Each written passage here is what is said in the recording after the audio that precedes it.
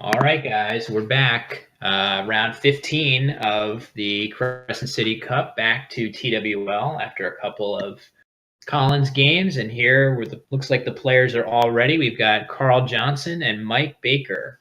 So just to do a little standings breakdown. Oh, and wait a second. I'd be remiss if I didn't say I'm here with my co-commentator, Morris Greenberg. Hi, Morris. Hi, Will. Thanks. And yeah, I think you were just going to talk about the standings, which has a bit of an unexpected fallout right now compared to ratings going into the tournament. Sure. Yeah, we've got Carl. I think he just lost his last game, but he retains his hold on third place, so he's doing very well. But Mike Baker is actually in first place right now with an 11-3 record and a very nice spread of over 1,000. So number one versus number three, pretty juicy matchup, and looks like Carl's going first. So let's hope it's a great game.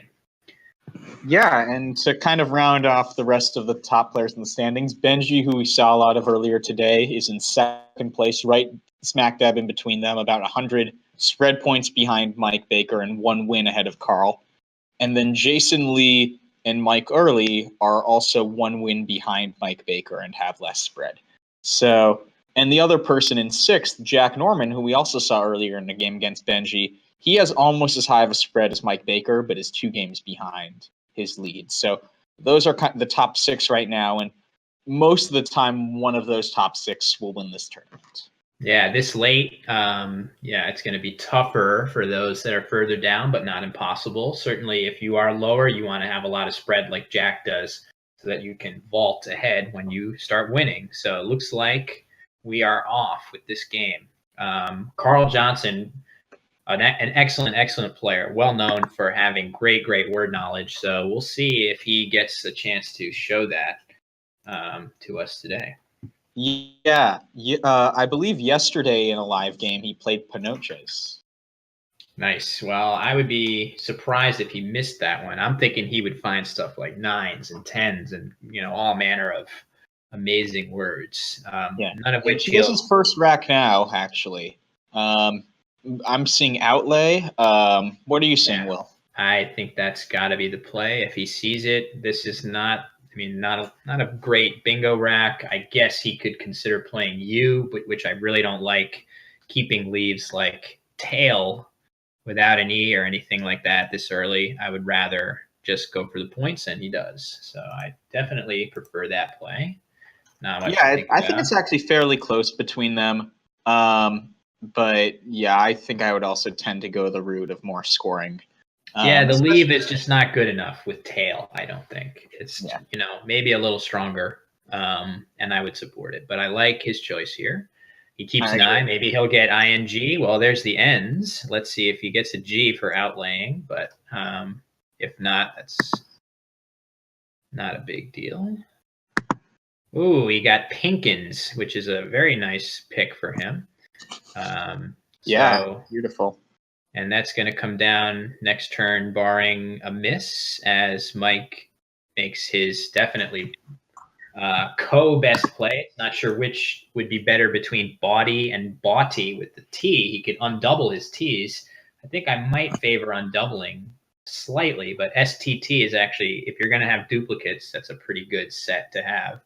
So that's okay. What do you think about that, Morris? It's interesting because in this situation, if you look at the floaters on the board, adding another T to the board as a floater isn't a big deal because there's already a T in outlay there. So for even defensive reasons, I think I might even prefer bot T over body, but it's pretty close.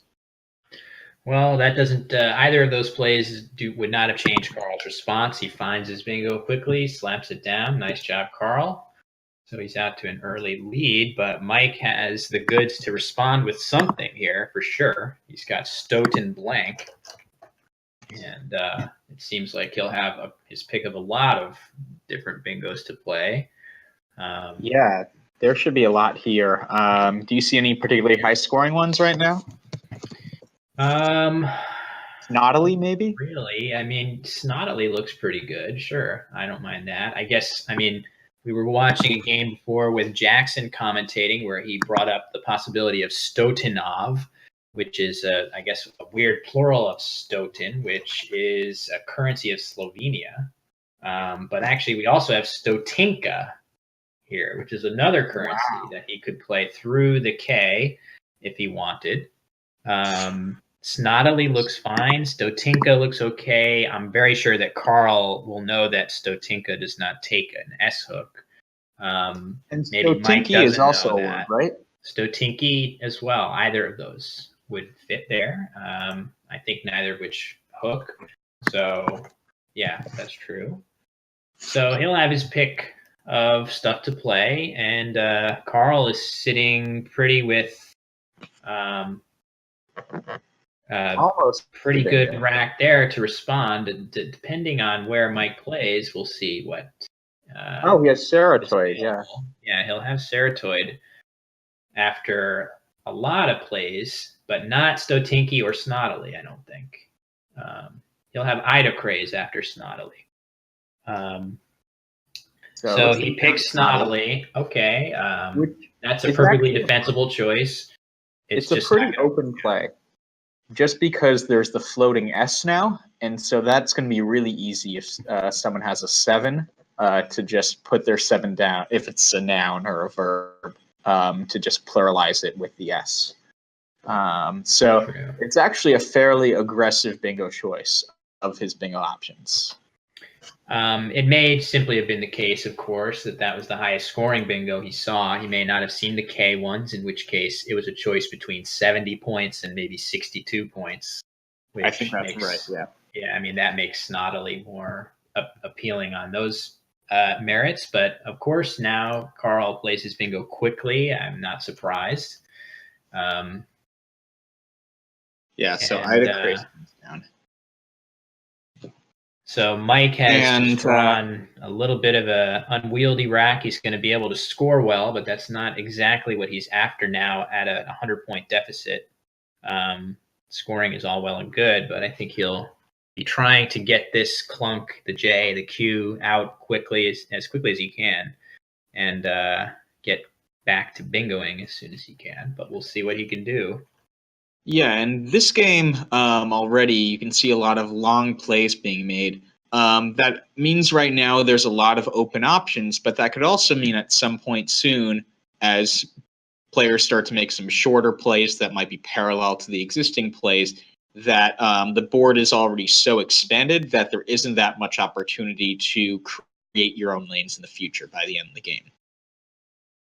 Yeah, it's very interesting. So many 7-letter words on the board. Not all of them are bingos. Obviously, outlays was a 6 that was extended, but all these words forking in different directions have kind of made it tough to actually fit a 7-letter word on this board. You can do it alongside Ida Craze if it's very precise, and you can do it S-hooking Ida Craze, but there's practically nowhere else. And the reason, if you just look at the geometry of the board, you can see those two right angles formed by Pinkins and outlays, and by body and Snottily, and that's why it feels so unfriendly to 7s. Such a large portion of the board is inaccessible. So I'm thinking. So Mike has John set up on his rack. That is an okay play alongside of Ida Craze, but one hopes he would find Cough through that P, I think, to get his Q out faster. Yeah, that's a beautiful idea. And especially if he's down by a fair amount now, right? A bit more than a bingo, he wants to be able to create an aggressive option like an S lane in the triple.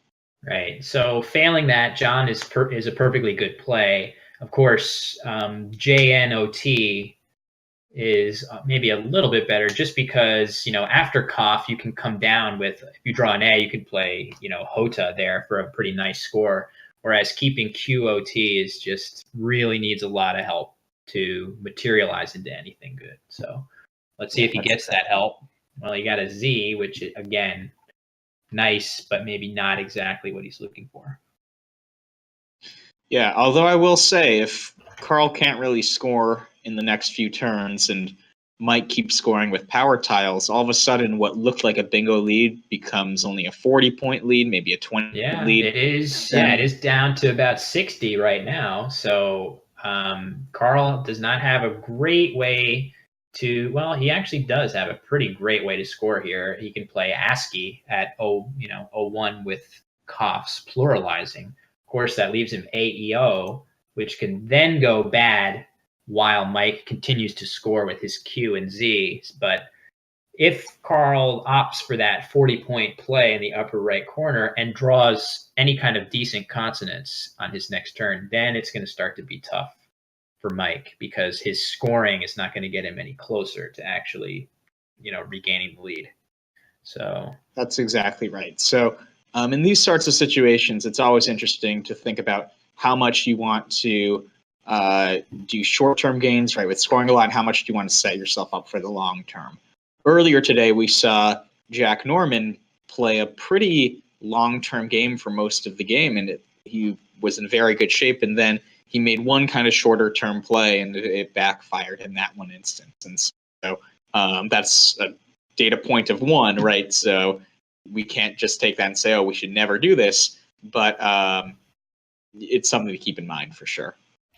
Okay, Carl's made an interesting play of Callow, which I'm going to imagine that play probably bingos a lot, keep it with a particular draw of consonants. But he did have that option to really shut down that coughs hook right now with a pretty solid play. So we'll see if that interesting. So Mike Baker played dozed right away.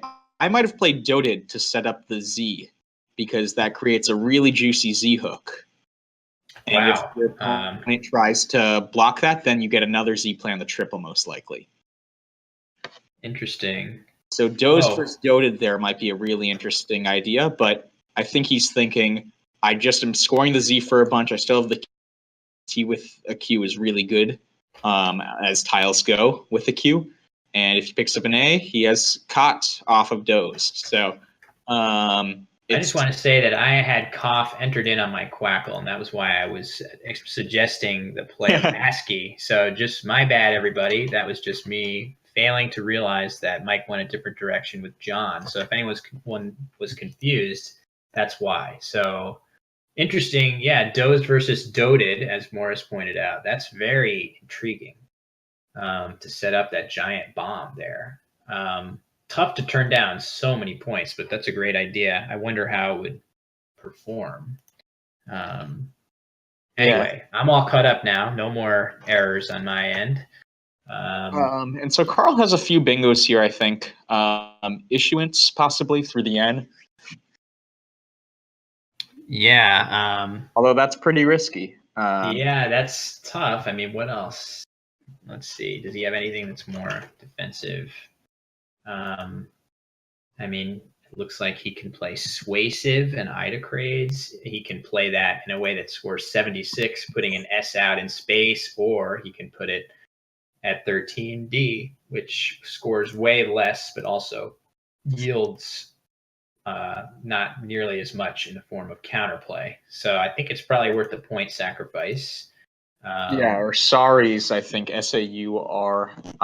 Saris is probably best of all, just to avoid making a spot where you can easily score with an F or a, maybe an M over to the with a 5-letter word.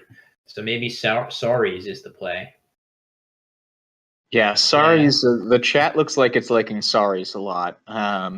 It's true that Suasive doesn't allow bingos, though, so it is a kind of a trade-off. Would you be okay with a big score with an F from 14?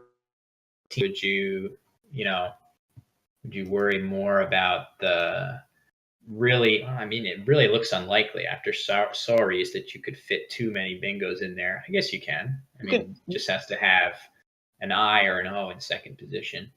Yeah, and I think this sort of position comes down a lot to what you think Mike's range could be. Now, he did just play 5 tiles, that he could have practically anything. Much from it. Tough to say anything conclusive. But at a minimum, though, you could say it doesn't look like the past few turns suggest he's gearing up towards a bingo. It looks like he's playing a lot of plays that are just high scoring and maybe a bit constant heavy. So for those sorts of reasons, you might prefer Saris. because it's not like he's playing 2 lower point tiles and it looks like he's keeping a solid leave. If he were to have a bingo, it would be more because of drawing randomly. Yeah, I think that's true. So he's going to tank a little bit and see, what he. The interesting thing is, if he plays Saris, he has lined up on his rack Twixt, which I think he's going to want to play from the T of Snottily to the triple. That's going to still be available if he chooses Saris, which is kind of interesting. Actually, either bingo. So either bingo, Suasive, or Saris is going to allow Mike to play Twixt for a really large score to the triple. So we'll see if he picks that, or I don't know. I mean, it's hard to see him picking anything other than Suasive in the more points location, which I hope he won't play, because I don't think that's positionally smart, going up by as many points as he will. One other creative option for Mike coming up, though, is he could play Wee or Wheat, even parallel to John, and that creates Zine. And the thing is, Mike has an X now, so then if he draws an A or a U, he can make a huge X play. That's nice. That's a really cool idea. I don't know. I mean, Twixt is a lot of points. I'd probably go with as well, but it's definitely something that would be a bit tricky and somewhat hard to see what his plan is there. Yeah, good point by Josh too, that maybe it's better for him to just drop his Chi Bomb on in the upper corner alongside Pinkins and save the Twixt play for later if he does get a bingo to work with from Carl right now that puts the eye in that spot, because it's really it's much tougher to see that spot getting taken. So if he saves WXT, he's very likely to get it. Yeah, that's cool. I wonder. Let's just, while we're waiting, let's see if we can get a sim of. Let's pretend that Carl plays Suasive in the defensive spot, and then we give. Let's see how that play of Wheat performs, because I love the idea of it. Yeah, Wee or Wheat. I'm not sure which would be better there. I mean, Wheat is pretty good. I might play the extra tile there just to try another. If I'm going to that route, I might as well try to draw one. You got to get that A. Right. I think the problem with a play like that is it looks really cool when you get that A and you hit the big bomb there.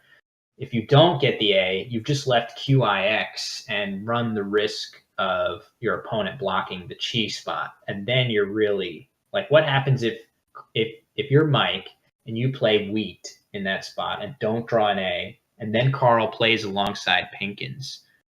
That puts you in a big, big bind. So I love the idea of it, but I feel like maybe it's just more... Okay, so the bingo comes down. It's not exactly what we expected. I wonder if that's just a miss. I think it probably is. Yeah.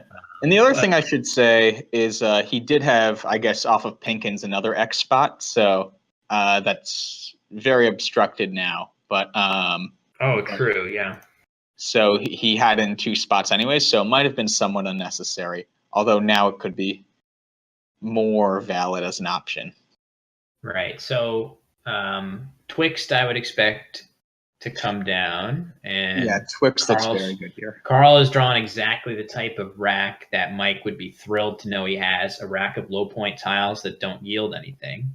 So he's really going to hope for basically a U is what he badly needs. Carl's drawn one of them, so that doesn't leave much left for him. But so that's a nice score. He's really not that far behind. If he can just get a U here or some other way to score with the Q, he can be right back in the game pretty much. So and so this goes back to the idea that while bingoing is a really good thing and scores a lot, you can do perfectly fine without bingoing, just consistently getting 40, 50-point plays. And that's basically what Mike's done to counteract Carl's bingoing. So Mike did not get much help for his Q at all. It's going to be very tough to see where he will play. I guess he might set up that Zine hook now. Yeah, I mean, he may have to play something like Neem and keep hoping, but we'll see. That would be Neem alongside John, of course, making Zine as He more. could just play Eam, making OEHM and Zine also. That's reasonable. Would there be reason to keep the N? Let's see. Well, there's a ton of E's. Looks like a fair number of vowels, so maybe you want to hang on to a consonant. Yeah. Okay. So anyway, enough about Mike. Carl is on his turn now. So Josh points out Euripi through the P of Pinkins, which looks like I think that's probably the most points he's going to be able to score on this turn. It doesn't really yield. It yields a triple that would only small scores are likely to go down there, maybe 20 to 35 points at most, which is just something that he can live with. Riel, yeah, that's a nice. Interesting. I might go with Euripi though, also to block the tripling that Carl opened last time with Issuance. Yeah, I think that's got to be the decider here. Carl may not have seen Suasive or Sorries, or maybe it was a stylistic choice, but I think it would be great to just shut that E down from that devastating 9-timer now. But we'll see. What other possibilities? If he wants to go for broke for leave, which I don't think he should do, he could play Lieu, Lieu, through the E of Idocraze. That scores only 6. I really feel like that's too low. When you're up by 40 and you have the option to go up by 60, I think you should probably go for it. But we'll see what Carl does. I mean, he played Callow before when it was, I guess, pretty good, but. Well, that was when you had Cough entered in on your Quack. Yeah, but I think there were other choices there that looked decent, but either way. Yeah, he's got Riel set up. I like that idea just to score nicely. But I think I would play Euripi if I saw it, just to shut Eddie down.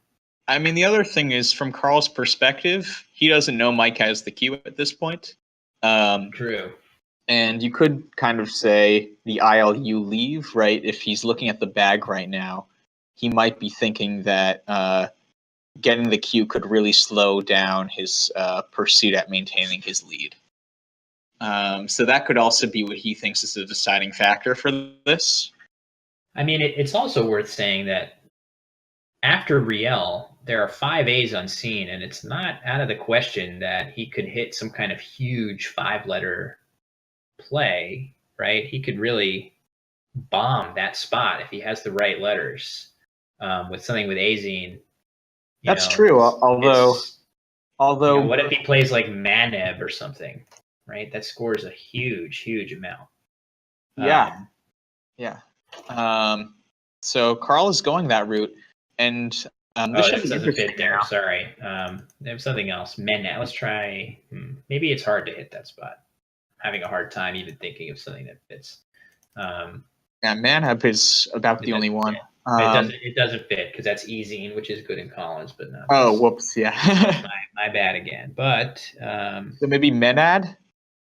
That makes DED. I actually thought that next. Oh, whoops! My bad. And there are no D's left either. So that's what I'm thinking. It could be harder than we think at first. And actually, there's no K left for Kenoff. But anyway, Mike is his best play was in that Riel spot, as it turns out. So now he's going to have to look elsewhere, I suppose. Yeah. Okay, good find by Avery. Yeah, how much would he get for Forum in that spot? Or Pylaw should also fit, right? Forum doesn't. No, Forum makes RO. Pilaf. Man, we're really struggling. Okay, Rehab. There you go. Thank you. That would have scored 66 points in that spot. Wow. So he goes Tome. Tome looks fine. I mean, I'm not sure how he's going to do much better with that. He's just continuing to sit on this queue. He needs that U in the worst way. Doesn't get it again. Yeah. So Carl has a leave that looks like it wants an A, but there is none.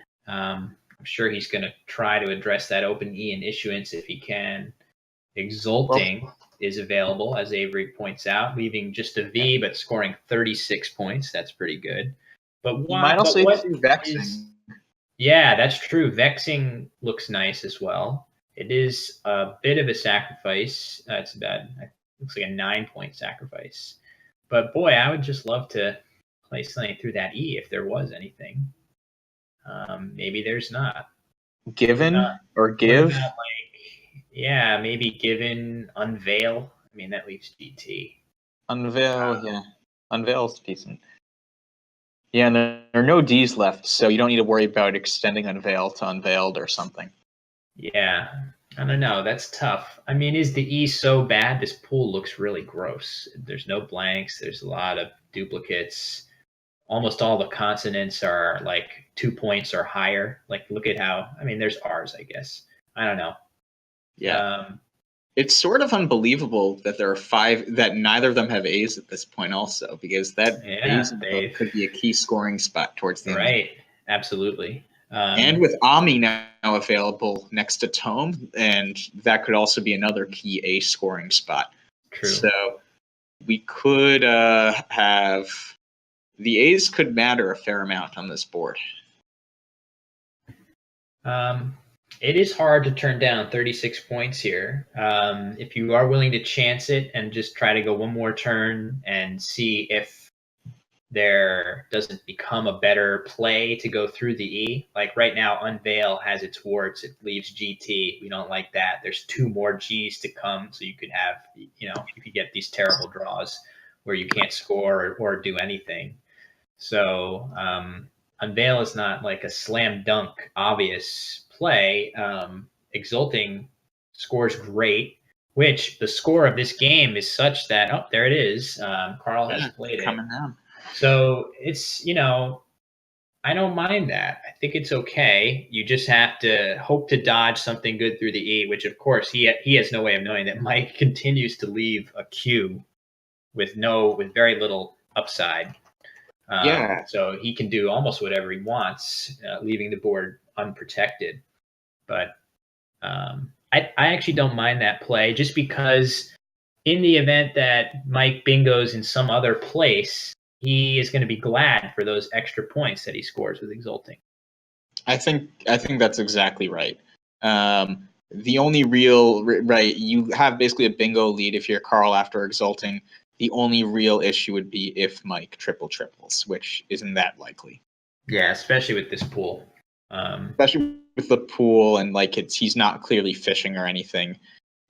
Right. You can't really assume more than usual that he's likely to be holding highly likely bingo tiles. Sure. Yeah, it does go back to that miss of Koff, doesn't it? When he had John, this is kind of the test case. This is like the example case of if you have an opportunity to shed the Q or another power tile, like you saw with John.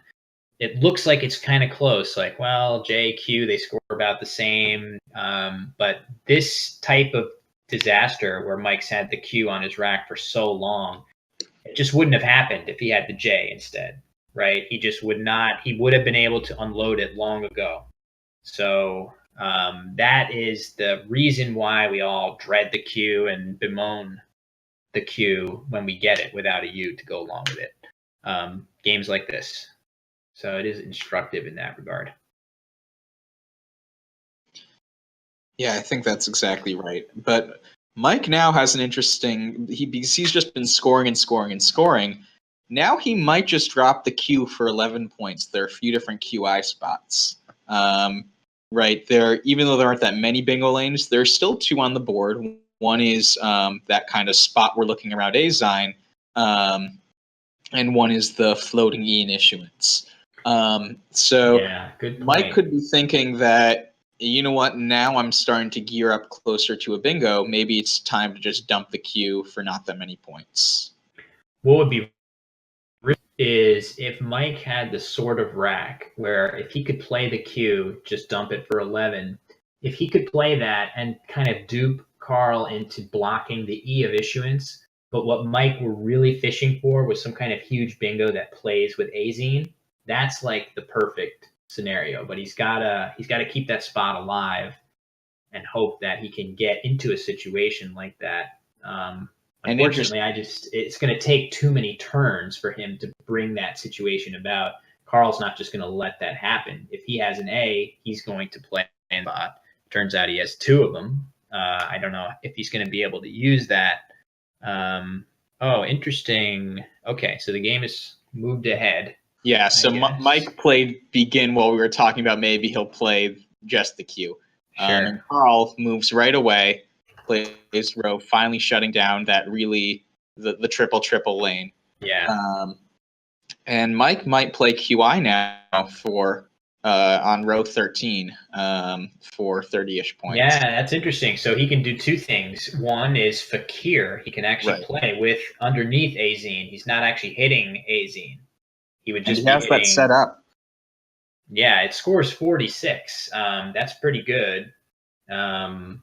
He's going to have to draw amazingly well after that. I don't see where he, as we're seeing in the chat, that spot's going to get taken, and then I just can't see where he'll play. So as long as Carl has anything at all to play blocking the new lane created after Fakir, which has just gone down, it's going to be a tough situation for Mike. That does score a lot, though. He got it. It looked like at first he was accidentally going to play it one spot too high, but Mike quickly corrected that. I see. So Carl is not, out of the woods completely. He's going to have to score something, and I would assume he'll go for blocking that spot. The problem is there anything that Mike can have underneath Exulting with like an F? I mean, he can play Fail maybe and score a ton if he has that. And Fail. Yeah. Yeah, I mean, is there any? Well, he doesn't. Yeah, he doesn't have anything. It doesn't look like. But I'm just wondering, like, what if Carl played for a very low number of points to block the new lane, and then if Mike were to have played Fail under Exulting, that might make it close endgame. But other than that, I think Carl's going to be just fine as long as he doesn't even need to block that spot if he doesn't want to. He should, because that's easily the red alert threat of how he can lose. But right, and the thing that happens if he doesn't block there and Mike does hit it is he's losing almost every game in those situations. Whereas if he has a lower score now and Mike then makes a play to possibly empty the bag, Carl will still win some end games. True. So it becomes a question of how likely is it that Mike has a 7 in that new lane that he just created versus an F play that's high scoring that will put him in the game. Yeah, that's tough. I know that my personal instinct would definitely be to just block that spot no matter what. But then, of course, you're going to balk at the low scores that you get doing that. Yeah. It is a tricky situation. So it's looking like just a time check. It's looking like Mike has been playing very quickly compared to Carl, who's he's just past the 5-minute threshold. So he's got 5 minutes to think this over. This is really a pivotal move for him. It's probably his last move before, well, it might not be his absolute last move before the bag is empty, but it's getting there. Yeah, I'm wondering, we saw this backfire earlier today, but is there any value in possibly going a very aggressive, maybe playing something like Ma off of Pinkins for some points and possibly setting up a nav hook on the triple? That's interesting. It's not it certainly if the scores were reversed, I would like it much more than with these scores being as they are. I don't like that move only because it creates a situation where Mike can fish for something that's completely unblockable. Like if you set up 2 lanes and then you draw particularly poorly, or you draw in a way that makes it appear that there's many different 7s that become playable afterwards. We saw, as Avery points out in the chat, what if you do that?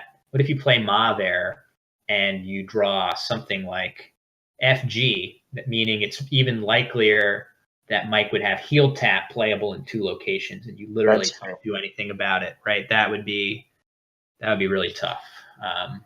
Yeah. So my problem is I'm looking and I just can't find anything that plays to foul up that lane down column A that scores enough.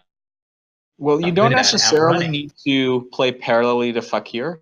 You could play off of Idacrace on this spot. Maybe have you been looking that way at all? Yeah, I have. I mean, even there, you could do a 2-turn type situation, but that's not ideal either, because then a play from Mike that opens up the board in that spot where you thought we might play Ma, then you're still in that same situation.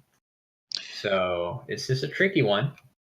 I'm still trying to think about what I would favor. Carl's thinking it over a long time. If I were in his shoes, I would probably be using a lot of my clock here, because if you get this move just right, the odds are you won't have to worry about playing the perfect endgame. Yeah. And interesting, Quackle's saying that Ova not really blocking anything, just scoring, is winning 95% of the time almost. Wow.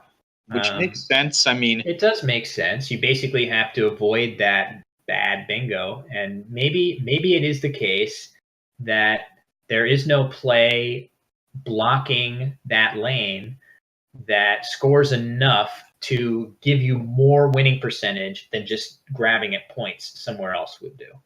Yeah, so Carl elects to block the F spot.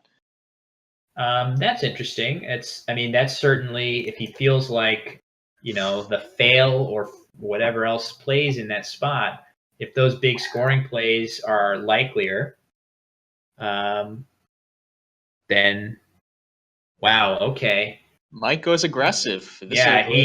So it's a great move for a variety of reasons. It scores a ton. It brings him to within 2 of Carl. It leaves 1 in the bag, and and he played it instantly, which puts Carl in a world of time pressure here. So great job by Mike. Now Carl has a great play here, actually, of Makar through the Ka that's just appeared, right? He can my God, that's beautiful. He can play Makar and Rover for 40 points. He is down to a minute of time, which, that's really rough to find plays like that are so kind of hidden. If he can see it, that would probably do it for him, but he's got to stay calm. This clock is ticking. Ooh, is he looking? I thought maybe the MA was going in front. Yeah. Yeah, and if he doesn't see it, what can you really say? We've all been there. Anyone that's a tournament player has been there with your clock ticking to near zero. It's brutal. So yeah, he makes a good play, though. Yeah, he plays EMEU, which is what I saw. I'm not like Will, and I did not see Makar. But yeah, it does a lot of good things. It gets rid of a lot of the vowels. It scores. And in a lot of situations, he will be able to go out the next turn. And it turns out that, given what's left, Carl's draw of Para is, I think, let's see, what will... So he has Para. I know he has the 1 out for it, but is that his only out? Might be. That's a good question. Either way, Mike is in a situation now where he has to do a play that blocks that play of Para alongside Fakir. He's got to do it in a way that scores really well, because let's say he blocks it with something like, oh, no, it's going to be really hard for him to block both, because he has Para alongside Fakir and Idacraze. So if he's going to block, that's not going to be too hard to block, though. But to score also while doing that is next to impossible, right? Right. Well, unless he points come from the triple play the turn after, right? So if he just plays GITE or something, and if there's a high scoring spot for heal, then he might still be able to win. Right. And then that forces Carl. So Mike is going to think about this. That's going to give Carl time to think calmly and look at the board, and I'm sure he's going to see Jape and Ariel with that AP or Japer. Um, Wow, so Japer's beautiful. So yeah, Japer will get the job done if Mike finds a way, like Gite, as you said, or Gelé. That would be another option, leaving hit. But either way, Yeah. Is looks there like some way he Carl can will maybe squeak it set out. up the triple? Is there a 3-letter word he can play off of the E and Ida Crace that gives him a huge triple that Carl can't block? Really doesn't look like it. Yeah. That would be a nice idea. That would be the best idea. Yeah. It would have to be a really big play, but I don't think that a word like that exists, unfortunately. Yeah, I don't think so either. Too bad HEE isn't a word. Not even in Collins. So yeah, wow, some pretty meaty positions here, but it looks like it's going to be very tough for Mike to do anything that will even induce Carl to make a mistake here. Which obviously, if you can't win the game normally, you start to think about, can I do some trick that will help me win it abnormally? And Right. I'm not sure that's available.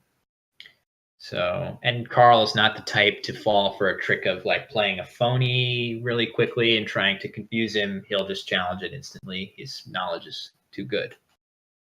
So it's looking like this will be a much needed win for Carl that will set Mike back. Depending on the result of Benji's game, that might let him vault back into first. And Mike Early has won his game to move up to 11-4 as well, but his spread is well below that of both Carl and Mike. So it's looking like these two guys will still be right in the top. Yeah, top I game think that's players. right. And we should say this game was very well played overall. Yeah, Besides, interesting game. It's hard to point to too much that was wrong. It looks like for Mike's end, missing Koff was the big one. And I can't really point to a play that Carl has made that was really, I mean, I guess Issuance was tempting fate a little bit, but otherwise, very nicely done. I can't really get on him for missing Bakar with a minute on his clock because Emu was pretty good and has secured the win for him. So, yeah. No, I think the lesson from this game is sometimes in certain games, just the small mistakes, like really small mistakes, according to Quackler or something, can come back to bite, right? In this case, Naughty was one where if he played Statinka, Carl, I don't think would have been able to bingo that next turn even. with his Sarah Oid, right? Right. And so it's just one of, and then Cough a few turns later.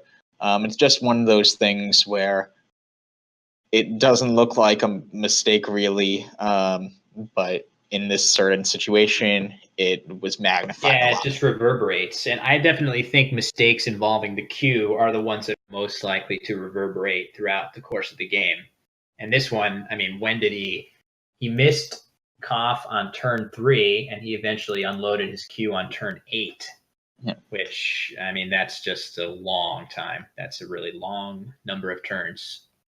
So, um, yeah, so he's got a ton of time. He's down to 8, thinking for 5 minutes on what he's going to do. No shame in using as much time as you feel comfortable with to figure out that it's going to be a tough end game to win. So we'll see if it looks like he's got Elegit. He plays Gite. That's smart. So it forces Carl to, I mean, maybe that catches Carl by surprise. Maybe he'll get a time penalty. I highly doubt it. I think Carl will. At this point, we'll have seen the Jape play. Oh, how interesting. He did not see it. So that is intriguing. I think that should still be enough for him, but that gives Mike an opportunity to go out and get closer. But I think that play will still squeak it out. Yeah, it's still a very good play. Yeah, it's a winning play, at least. What did Mike do? He just played EH off. Okay. All right. That's nice, just to give a little extra time for Carl to maybe go over. Yeah, maybe Carl's really low on time, and that was Mike's Oh, logic. he finished. Yeah, I mean, he finished with 3 seconds on his clock, so that was a very reasonable idea to go for the time penalty. I don't think the time penalty would have done it in any case anyway. And there's the handshake. Good win for Carl. Yeah, Not by a very ton of close spread, game. but he doesn't look like he needs too much. He just needs to keep winning because he's trailing. Well, I guess Carl needs spread, but okay. So update on the standings: Benji has beaten Jeffrey Nelson. It looks like he's going to move back into first. Mike lost the game, but only loses 1 place in the standings due to his high spread. He'll be in second. And Carl is going to move up to third unless Jason Lee wins his game by a lot. So it looks like it's going to be the usual suspects on the top board: Benji, Mike Baker, Carl, and if we're trying to avoid repeats, it could be somebody else. Yeah, it looks like they already have the pairings out for the last game of the day, and it's going to be Michael Baker versus Maddie Kamen. Oh, Maddie Kamen. Yeah, I see that. Okay, so that's and Maddie is. She just lost big, so she moved down a lot in the So standing. she moved down a bit, but she was 9-5. She'll get a crack on the top board. So thanks for tuning in to round 15, and I guess Morris and I will be back with Mike Baker and Maddie Kamen in just a little bit. Yeah, thank you.